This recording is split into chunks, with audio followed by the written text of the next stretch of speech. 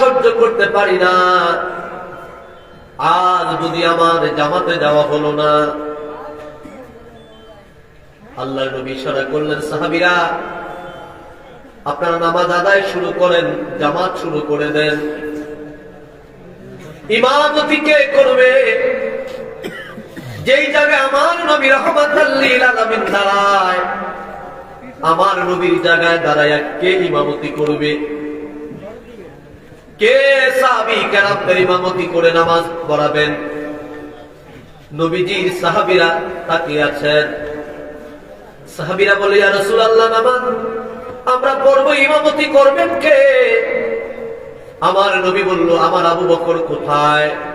মারহাবা বলেন না, কি নাম? আবু বকর। আমার আবু বকর কোথায়? লাব্বাইক ইয়া রাসূলুল্লাহ, ইয়া হাবিবাল্লাহ, নবীজি আমি হাজির। নবীজি বলল, সাহাবীরা আমার আবু বকর ইমামতি করবে, আমার আবু বকর ইমামতি করবে।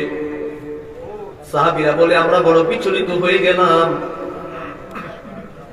হযরত আবু বকর নরম মনের মানুষ, নবীর বড় বড় বড় প্রেমিক, না জানি নামাজের মধ্যে আবেগের বশবর্তী হয়ে কোন দিক থেকে কোনটা করে ফেলে আমরা বড় চিন্তায় পড়ে গেলাম। সাহাবীরা বলল, ইয়া রাসূলুল্লাহ, কে পড়াবেন? অর্থাৎ ইমাম পরিবর্তন করতে চাইলেন, সত্য একজন মনের মানুষ দিতে চাইলেন। আমার নবীর কাছে যখন আবার প্রশ্ন করা হলো, আল্লাহর নবী ডাক দিয়ে বলে, ও সাহাবীরা, আবু বকর, আবু বকর, আবু বকর, জবান খুলে খুলে বলুন সুবহানাল্লাহ। নবী বলে, ইমামতি করবে আমার আবু বকর। হযরত আবু বকর রাদিয়াল্লাহু তাআলা আনহু ইমামতিতে দাঁড়ালেন। সব সাহাবী কেরাম আবু বকরের ইমামতিতে নামাজ আদায় করার জন্য দণ্ডায়মান হলেন। তাকবীর উলা হলো। নবী জামাল ডাকতে বলে, আয়েশা রে, ও আয়েশা, আমাকে একটু ধরে বসান। আম্মা জান আয়েশা বলে, আমি আমার নবীজি পিছন থেকে জড়িয়ে ধরলাম, নবীর পিঠ মোবারকটা আমি আয়েশার বুকের মধ্যে লাগাইলাম। এইভাবে নবীকে জড়িয়ে ধরে নবীকে আমি বসাইলাম। নবী বলে, আয়েশা, জানালাটা একটু খুলে দাও দেখি। আম্মা জান আয়েশা বলে, মসজিদে নববীর যেই জানালাটা, অর্থাৎ আমার ঘর থেকে নববীজি দেখা যায়, ওই জানালাটা আমি খুলে দিলাম। আমার নবী জানালা খুলে যখন দেওয়া হলো, নবীজি মসজিদের দিকে তাকাইয়া সাহাবীদের নামাজ আদায় করা দেখে আল্লাহর নবী চোখের পানিগুলো ধাঁধা ধাঁধা করে ছেড়ে দিয়েছে। নবী হুফায় হুফায় কাঁদে। আম্মা জান আয়েশা বলে, ইয়া রাসূলুল্লাহ, কি কারণে কাঁদবেন? কোন দুঃখে কাঁদবেন? ব্যথা কি বেড়ে গেছে আপনার? নবী কয়, আয়েশা, না, ব্যথা বাড়ে নাই। ইয়া রাসূলুল্লাহ, তাহলে কাঁদেন কেন? নবী বলে, আয়েশা, আজকের আমার কান্না, আজকের আমার চোখের পানি, এটা দুঃখের চোখের পানি নয়, এটা ব্যথার চোখের পানি নয়, এটা কষ্টের চোখের পানি নয়।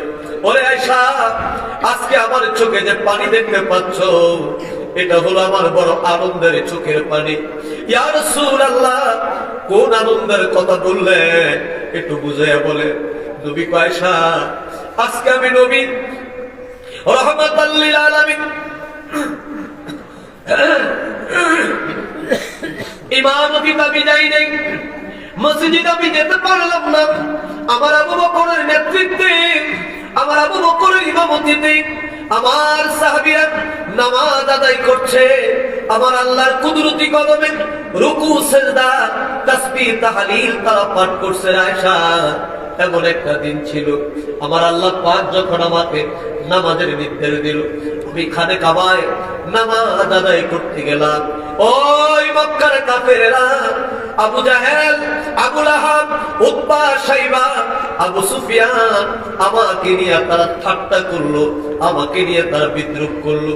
আমি যখন নামাজের মধ্যে আমার আল্লাহর কুদরতি কদম আমি সিজদা দিয়ে সুবহান রাব্বিয়াল আলা সুবহানা রাব্বিয়াল আলা যখন আমি বলছিলাম, ও আয়েশা শোনো, ওই সময় মক্কার কাফেরগুলো আমার পিঠ মোবারকের উপর, আল্লাহু আকবার বলে, আমার পিঠের উপরে উটের পছা নারী বুড়িগুলো আমার বুকের উপরে, আমার পিঠের উপরে তারা উঠিয়ে দিল। এত জোর আয়েশা, আর হলো পছা বন্ধ, আমি সিজদা থেকে মাথা উঠাতে পারছিলাম না। আমার কন্যা ফাতেমা দৌড়াদৌড়ি করে আমার কাছে যাইয়া আমার পিঠের পছা নারী বুড়িগুলো সরিয়ে দিয়েছিল। ও আয়েশা তাকিয়ে দেখো, সময়ের কি বিচিত্র পরিবর্তন হলো রে আয়েশা। আজকে আমি নবী রাহমাতাল লিল আলামিন মসজিদে নবীতে নামাজে যেতে পারি নাই, কিন্তু আমার সাহাবীরা জামাতের সাথে আমার আল্লাহ পাকের নামাজ আদায় করে আমার আল্লাহর কুদরতি কদমে তারা সিজদা দিচ্ছে। জবান করে বলো সুবহানাল্লাহ, আল্লাহু আকবার বলো। ও আয়েশা, তাই আমি কাঁদি, আজ যদি আমি পৃথিবীর মধ্যে নাও থাকি, আমার আল্লাহ যদি আমাকে পৃথিবী থেকে এখন বিদায় করে দেয়, অর্থাৎ আমার আল্লাহ যদি আমার জন্য মালাকুল মউত আজরাইল পাঠিয়ে দেয়, আমার এখন থেকে আর কোনো আফসোস নাই, আমার কোনো কষ্ট নাই। আমাকে আমার আল্লাহ পাক যে দায়িত্ব দিয়ে পৃথিবীর বুকে প্রেরণ করেছে, আমি আমার দায়িত্ব পরিপূর্ণ করে ফেলেছি। আমি যদি নাও থাকি রে, আমার আল্লাহর জিকির বন্ধ হবে না। আমি যদি নাও থাকি, আমার আল্লাহর কোরআন তেলাওয়াত আর বন্ধ হবে না। আমি যদি নাও থাকি, আযান বন্ধ হবে না। পৃথিবীর কোনো না কোনো প্রান্তে, কোনো না কোনো প্রান্তে আমার আল্লাহর নামের ধ্বনি, আল্লাহু আকবার নামের ধ্বনি উচ্চারিত হবেই হবে। কথা বলেন ঠিক কিনা?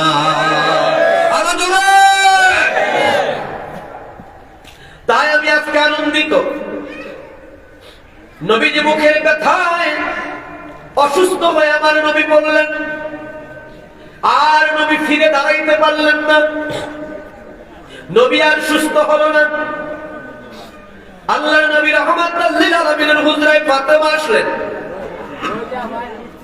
হযরত ফাতেমা নবীর কদমে বসে আছেন। এর মধ্যে বাইরে কে জানি নবীর ঘরের দরজায় এসে, নবীর হুজরা মুবারকের দরজায় এসে সালাম দিয়ে খাতুনে জান্নাত ভিতর থেকে আওয়াজ দিয়ে বললেন, আব্বা জান অসুস্থ, কারোর সাথে দেখা করতে পারবেন না। আবার সালাম হলো, আবার উত্তর হলো, আব্বা জান অসুস্থ, কারোর সাথে দেখা করতে পারবেন না। আবার সালাম দেওয়া হলো। নবীজি বলে, ফাতেমা, ও ফাতেমা, কে ডাকে রে, কে সালাম দেয়? আব্বা জান চিনতে পারলাম না। ওই মানুষটা বারবার আপনার সঙ্গে দেখা করার জন্য অনুমতি চাচ্ছে। আমি বলেছি আপনি অসুস্থ, তারপরও তিনি আসছেন না। আল্লাহর নবী ডাক দিয়ে বলে, ফাতেমা, ঘরের দরজাটা খুলে দাও, আগন্তুক ব্যক্তিকে আমার কাছে আসতে দাও। কি বলতে চায় আমি নবী রাহমাতাল লিল আলামিন একটু শুনতে চাই। সুবহানাল্লাহ বলেন না? আমি নবী একটু শুনতে চাই কি বলতে চায় আগন্তুক ব্যক্তি। খাতুনে জান্নাত বলেন, আমি যখন ঘরের দরজা খুললাম, আল্লাহ